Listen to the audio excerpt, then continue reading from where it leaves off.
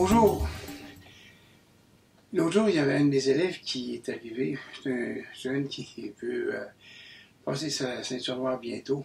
Il me dit Ah, Sensei, j'aimerais ça m'ouvrir un dojo. Ah, c'est un beau projet, franchement, c'est quelque chose de très très bien. Au moins, tu veux redonner aux autres ce que tu as appris, ce qui est vraiment super bien. Mais tu vas enseigner quoi? Ben, tu vas enseigner le judo. Ah, ok, enseigner le judo. Mais tu sais que devenir sensei, c'est pas devenir un maître, première des choses, c'est devenir un professeur. Et devenir professeur, c'est plusieurs chapeaux à porter, hein? Euh, ben comment ça? Ben c'est simple. D'abord, tu as un chapeau de professeur, ok? Un professeur de judo, ça enseigne le judo, ça enseigne les bases, ça enseigne les chutes, ça enseigne les, les directions de déséquilibre, ça enseigne les mouvements de base, les enchaînements. Bref, on ne parle que de technique, on ne parle que de la précision des techniques, du respect des principes de projection, de l'apprentissage des déplacements, l'apprentissage des saluts, l'apprentissage des enchaînements. OK, ça c'est une chose. Mais c'est différent du rôle d'entraîneur, parce que l'entraîneur, lui, ce qu'il fait, c'est qu'il va prendre un mouvement que le professeur a enseigné et il va essayer de maximiser la performance, c'est-à-dire qu'il va essayer d'améliorer la vitesse d'exécution, le time frame dans lequel la projection va s'inscrire, adapter la projection, adapter la technique particulière au physique de cet athlète-là. Bref, lui, il a un rôle d'amener à la performance physique et mentale. Il travaillait sur les règlements, comment on peut en tirer parti. Bref, c'est un autre game, c'est un autre jeu complètement différent. Par la suite, tu devras aussi être un administrateur, parce que, évidemment, si tu veux enseigner le judo, il faut que ces gens-là soient affiliés à des fédérations, il faut qu'ils s'inscrivent à des stages. Il va falloir que tu fasses de la comptabilité. Si c'est toi si tu es seul, il faut que tu fasses la comptabilité de ton dojo.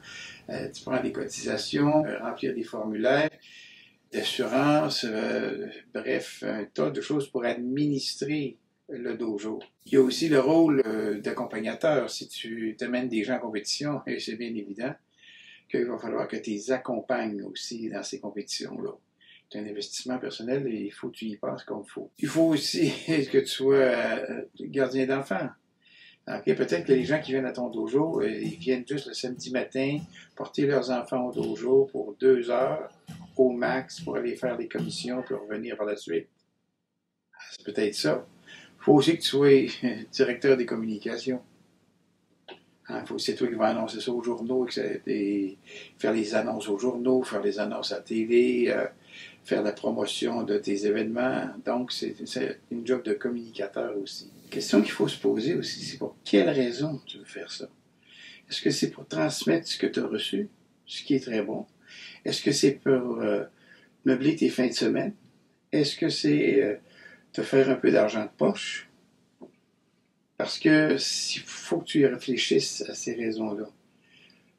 Il faut que ce soit pour les bonnes raisons qu'on ouvre un dojo ou qu'on veut diriger un dojo. Parce qu'il y a des gens qui vont nous faire confiance. Il y a des gens qui vont s'impliquer, puis eux, ils veulent devenir soit ceinture noire, soit champion, ça peut être l'importance, ce qu'ils veulent, ou l'organisation va compter sur toi. Okay? Fait qu'il faut que tu détermines bien quelles sont les raisons pour lesquelles tu veux ouvrir ce dojo-là.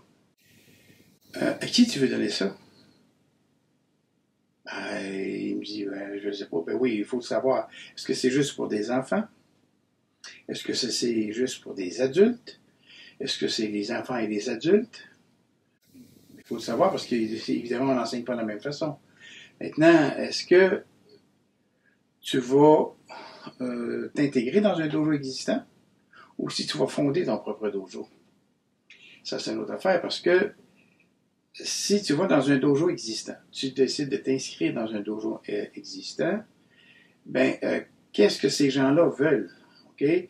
Peut-être que le dojo en place, qui se cherche un prof de judo, Pour eux, c'est du judo récréatif et les enfants sont là pour s'amuser. Point à la ligne. Ils ne veulent pas nécessairement faire de compétition ou peut-être une fois de temps en temps, mais pas bien plus.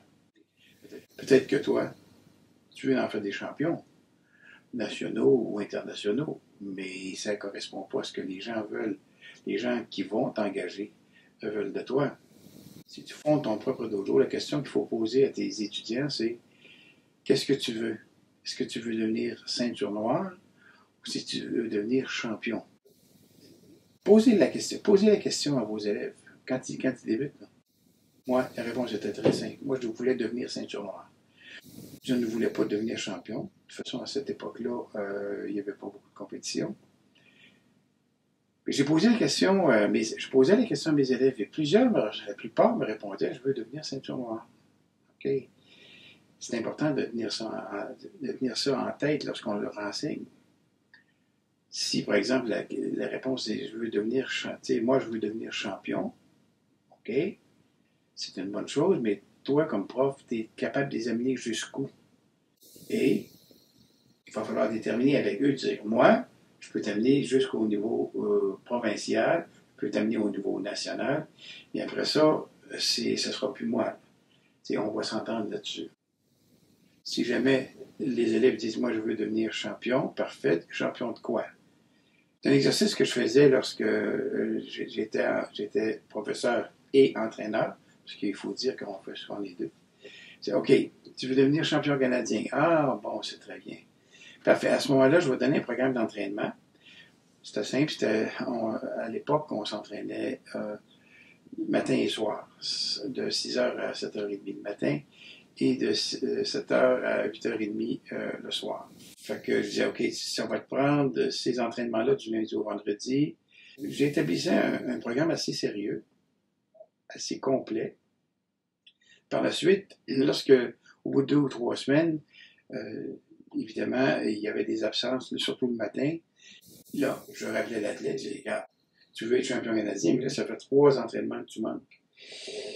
Je pense qu'on va être obligé de changer les objectifs. Tu ne pourras pas être champion canadien, mais peut-être que tu vas être champion provincial. Ouais, c'est parce que moi, je veux être. Ben, si tu veux être champion canadien, il faudra que tu montes d'un cran. Je ne te le dirai pas 3 fois, c'est ça les exigences. Si tu ne remplis pas ta partie de contrat, je ne peux pas remplir la mienne. C'est un peu ça. Le message que je voulais donner à cet élève-là, c'est un peu ça. C'est un peu aussi le message que je veux vous donner à vous. Devenir sensei, c'est le plus beau métier du monde. Par contre, il y a des obligations. C'est l'implication d'une vie. Les gens comptent sur vous.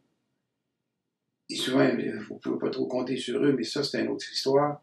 Les gens comptent sur vous. Ne les décevez pas. Ne les décevez pas.